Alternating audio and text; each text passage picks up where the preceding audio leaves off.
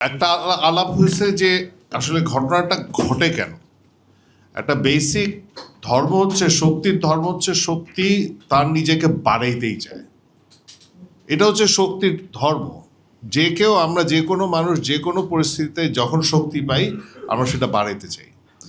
বাংলাদেশ কেন পাকিস্তান আমল থেকে মানে পুরা ইতিহাসটাই দেখেন যে আমাদের রাষ্ট্র যত দিন ধরে তৈরি হয়েছে রাষ্ট্র কিন্তু শক্তিশালী হওয়ার চেষ্টা করছে।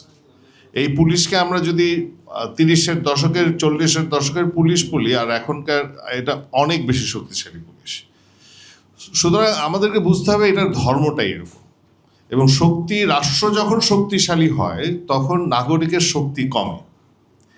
আমাদের ইতিহাসে রাজনৈতিক ইতিহাসে এবং মানে সামাজিক ইতিহাসে রাষ্ট্র তার কোনো ক্ষমতা কমানোর কোনো চেষ্টা কোনোদিন করেনি।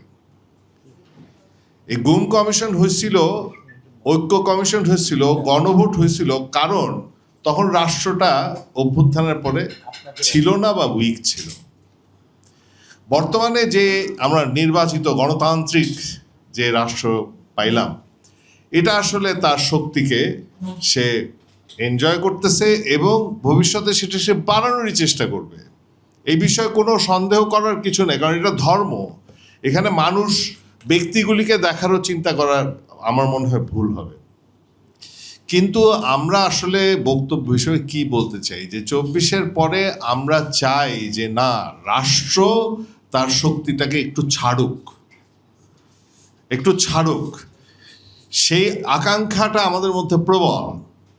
সুতরাং আমরা বিএনপিকে বলতে চাই খুব পরিষ্কারভাবে যে শক্তির বিরুদ্ধে চলার উদাহরণটা খুব ছোট্ট উদাহরণ, খুব মানে নৈতিক উদাহরণ।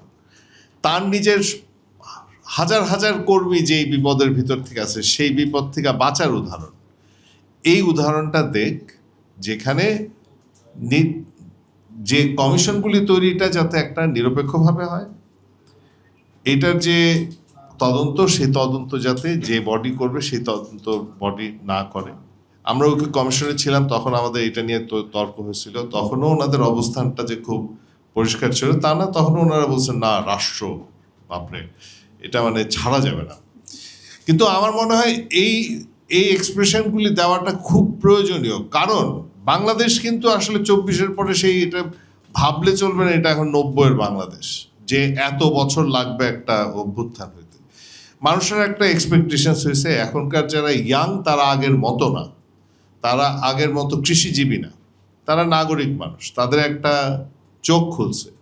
সুতরাং এই পথে যদি রাষ্ট্র না চলে, তার শক্তি ক্ষমতা কমানোর দিকে যদি রাষ্ট্র না চলে, তাইলে আসলে সে টিকতে পারবে না। একটা জিনিস শুধু শেষ কথা বলি, আমরা অনেক সময় ভুল করি যে আমরা শুধু বিএনপি বা রাজনীতিবিদদের দিকে তাকাই, কিন্তু আমাদের অভিজ্ঞতা থেকে আমি বলতে পারি যে প্রশাসন, এই যে আইন যে হয় এই আইনগুলি তৈরির ব্যাপারে আমাদের প্রশাসন, আমাদের বিউরোক্রেসি আসলে এই বুদ্ধিগুলিও দেওয়ার পিছনে বড় কাজ করে।